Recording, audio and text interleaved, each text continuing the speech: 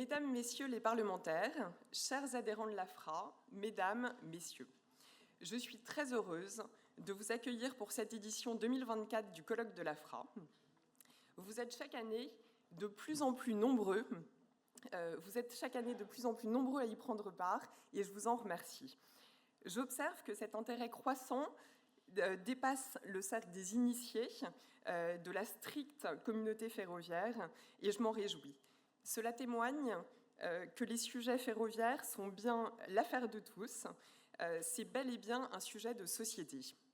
Chaque citoyen est concerné, puisque chacun bénéficiera de son développement. Non seulement le ferroviaire dispose de tous les atouts nécessaires pour permettre de réussir la transition écologique et énergétique de notre pays, mais il répond également à au moins 3 autres enjeux prioritaires. Aux enjeux de cohésion sociale et d'aménagement du territoire. La future réouverture de la ligne Nancy-Contrexéville illustre la capacité du ferroviaire à répondre à ces enjeux.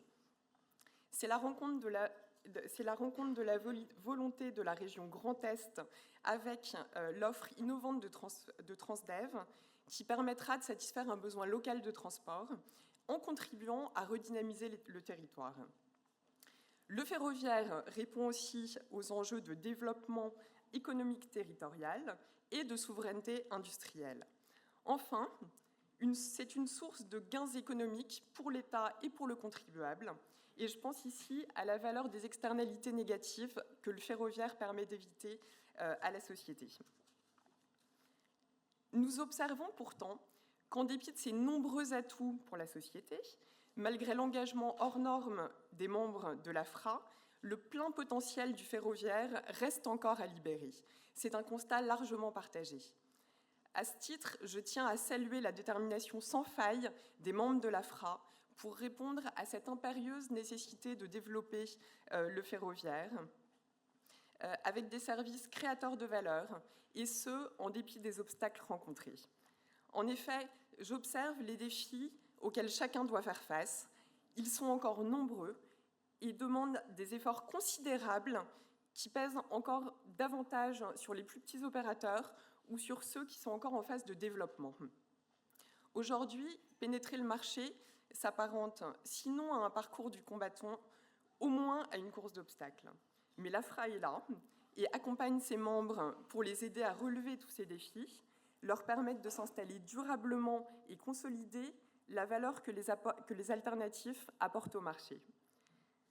Je suis très heureuse de vous annoncer que la société European Sleeper, qui opère déjà une ligne de train de nuit en Europe et prépare l'ouverture d'une nouvelle ligne entre Amsterdam et Barcelone, en passant par la France, vient de rejoindre l'AFRA. Et je vous propose d'applaudir ce nouveau membre et ses représentants, Elmar van Buren et Anne Dubost.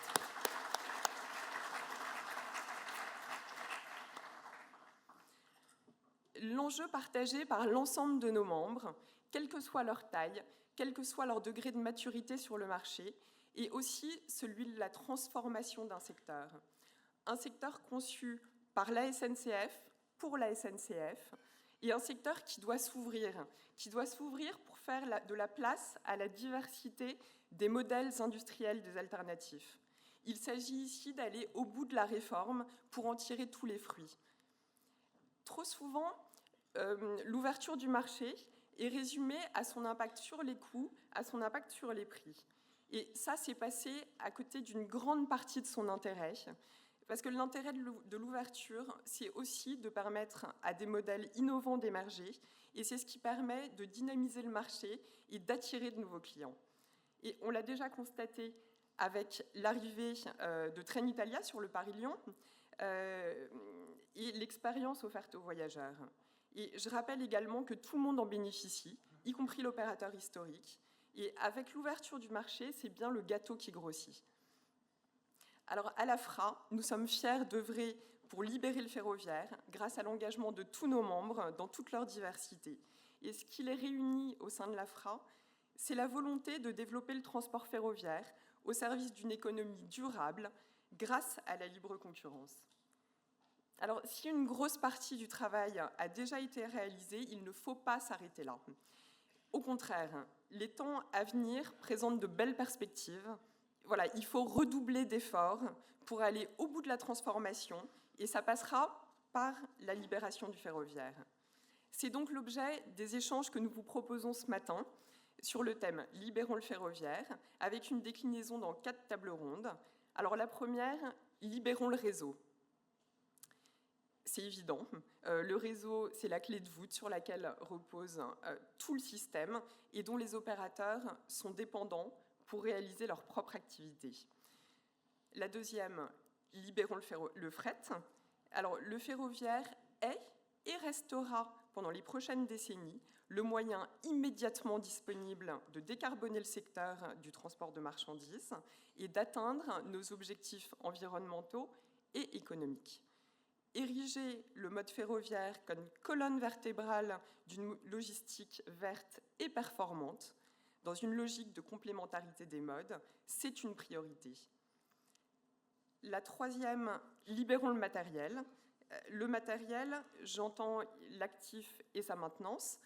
Le matériel représente une part importante des coûts du ferroviaire. Il est étroitement lié au réseau, ça nécessite de la visibilité, et c'est également un facteur de différenciation pour les opérateurs alternatifs. Et enfin, la quatrième, libérons le voyageur. L'enjeu des membres de la FRA, c'est bien de libérer le voyageur en lui proposant d'accéder au moins facilement à un service de qualité, adapté à ses besoins, voire un accès à une véritable expérience de voyage. Et nous aurons le plaisir d'accueillir en fin de matinée le ministre délégué chargé des Transports, François Durovray, pour son premier discours consacré au ferroviaire. Libérer, c'est aussi dégager une certaine énergie. Alors, je vous souhaite une bonne matinée et libérons ensemble le ferroviaire.